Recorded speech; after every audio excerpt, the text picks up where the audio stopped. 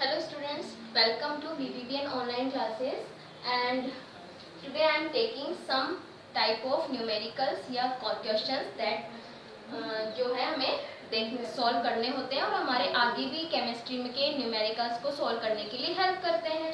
तो सबसे पहले हम एक एग्जांपल ले लेते हैं। इसमें हमें 3 मोल्स में, ठीक है, 3 मोल्स हमें इथेन के दे रखे हैं। क्या दे रखे हैं हमें? 3 मोल्स ऑफ इथेन। और इथेन के 3 मोल्स में हमें फाइंड करना है number of moles of carbon atoms. Carbon atoms के मोल्स हमें कैलकुलेट करने हैं, हाइड्रोजन एटम्स के हमें मोल्स कैलकुलेट करने हैं, and then number of molecules of ethane.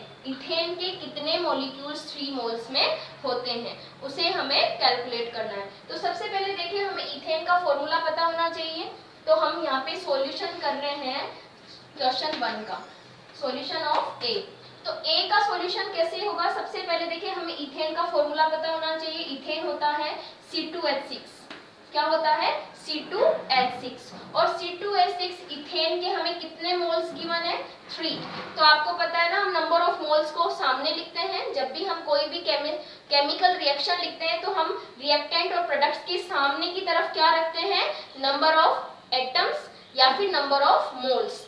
ठीक है, तो कितने मोल्स गिवन है हमें? 3, इसलिए मैंने इसके सामने ही 3 लिख लिया है। ओके, अब हमारा क्वेश्चन 1 है जो हमसे पूछा गया है, number of moles of carbon atoms, कि 3 मोल्स इथेन में कार्बन के कितने मोल्स हैं। ओके, कार्बन के कितने एटम्स हैं या फिर मोल्स हैं। मोल्स हमसे पूछा है तो कितने मोल्स होंगे? देखो, कार्बन ऑलरेडी 3 मोल 2 तो है, ओके, और 3 मोल्स पूरा है, यानी एक इथेन में, इथेन के एक मॉलिक्यूल में, जैसे मैं यहाँ पे इथेन का एक मॉलिक्यूल हूं तो कार्बन कितने हैं? 2, हाइड्रोजन कितने हैं? 6। ओके, एक मॉलिक्यूल में। लेकिन यहाँ पे मॉलिक्यूल कितने दिए हैं हमें? 3 मोल्स दिए हैं। कितने मोल्स दिए हैं हमें? 3 मोल्स। तो हमें एक मोल में, क्योंकि इतने मोल्स होते हैं कार्बन और हाइड्रोजन इतने मोल्स होते हैं, तो 3 मोल्स में कितने हो जाएंगे? 3 2 जा 6। कितने हो जाएंगे? 3 2 जा 6। तो 6 मोल्स क्या है? कार्बन के हैं। ओके, लाइकवाइज हमें हाइड्रोजन के भी मोल्स पूछे हैं, number of moles of hydrogen atoms.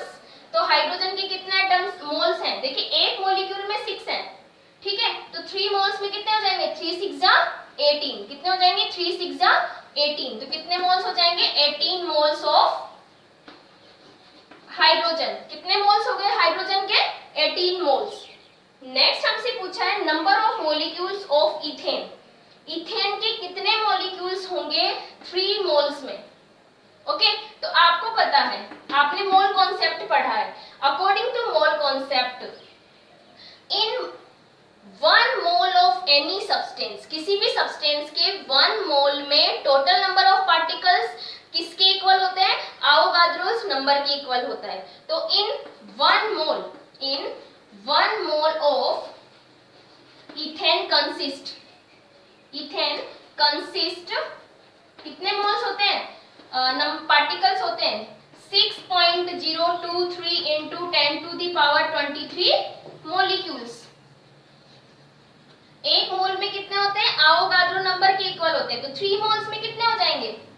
ठीक है, तो हम लिख सकते हैं hence in 3 moles of ethane consist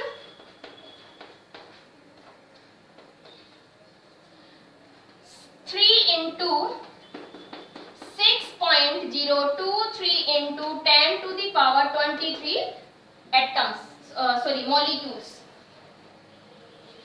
Is it clear? Easy है, आपको पता होना चाहिए किसी भी सब्सटेंस के 1 मोल में आवोगाद्रो नंबर के इक्वल मॉलिक्यूल्स होते हैं। तो हमें 3 मोल्स गिवन है, तो 3 से इसको मल्टीप्लाई कर देंगे तो इतने मॉलिक्यूल्स हमें मिल जाएंगे। ये तो हो गया सॉल्यूशन फर्स्ट का, ठीक है। अब हम नेक्स्ट क्वेश्चन की बात करते हैं। नेक्स्ट क्वेश्चन में क्या है? सॉल्यूशन 2। और उसमें हमें क्या पूछा है? उसमें हमसे पूछा है कि CO के, कार्बन मोनोऑक्साइड के 33 ग्राम में नंबर ऑफ मॉलिक्यूल्स हमसे पूछे गए हैं। कार्बन मोनोऑक्साइड के 33 ग्राम में हमसे कितने मॉलिक्यूल्स प्रेजेंट है ये पूछा गया है। तो सबसे पहले आपको, जब भी आप सॉल्यूशन करते हैं और आपको पता है नंबर ऑफ मॉलिक्यूल्स पूछते हैं, तो नंबर ऑफ मॉलिक्यूल्स के लिए हमें नंबर ऑफ मोल्स का पता होना चाहिए, क्योंकि हमें ये पता है कि 1 मोल में कितने सब्सटेंस होते हैं, कितने पार्टिकल्स होंगे, 6.023 into 10 to the power 23 particles. ठीक है, आवोगाद्रो नंबर के इक्वल। तो यहाँ पर हमें मोल्स नहीं गिवन है, हमें यहाँ पे ग्राम गिवन है, मास गिवन है। तो मास को सबसे पहले हमें मोल में कन्वर्ट करना होगा, और मोल का जो फॉर्मूला होता है वो क्या होता है, moles equal to given mass upon molar mass. क्या होता है formula, given mass upon molar mass. Okay, given mass कितना है CO के, तो moles of CO, moles of carbon monoxide अगर हमें कैलकुलेट करना है तो कैसे करेंगे, गिवन मास कितना है 33 अपॉन मोलर मास, मोलर मास CO का कैलकुलेट कीजिए आप, 12 कार्बन के लिए 12 है प्लस ऑक्सीजन के लिए 16 है, इक्वल टू 28 ग्राम। कितने हो गए, 28 ग्राम। तो इसको हम इससे डिवाइड कर देंगे 28 को, तो यहाँ से हमें क्या मिल जाएगा, मोल्स मिल जाते हैं कार्बन मोनोऑक्साइड के। तो इतने मोल्स हो गए हमारे पास में। ओके, अब हमें पता है कि 1 मोल में टोटल पार्टिकल्स कितने होते हैं, आवोगाद्रो इक्वल नंबर के इक्वल। ठीक है, तो इतने मोल्स में कितने हो जाएंगे, 23 upon 33 upon 28 into 6.023 into 10 to the power 23 molecules. ठीक है, तो इस तरीके से आप लिख सकते हो, इन 33 upon 28 moles of CO consist या contain 33 upon 28 into multiply by Avogadro number molecules. Okay, तो इस तरीके से आप नेक्स्ट क्वेश्चन सोल्व कर सकते हो। अब हम बात करते हैं नेक्स्ट की। तो नेक्स्ट में हमसे पूछा है number of particles in 3.5 moles of oxygen. यहाँ पर हमें सीधे सीधे क्या पूछा है, मोल्स गिवन है और मोल्स में हमें क्या कैलकुलेट करने हैं, नंबर ऑफ पार्टिकल्स।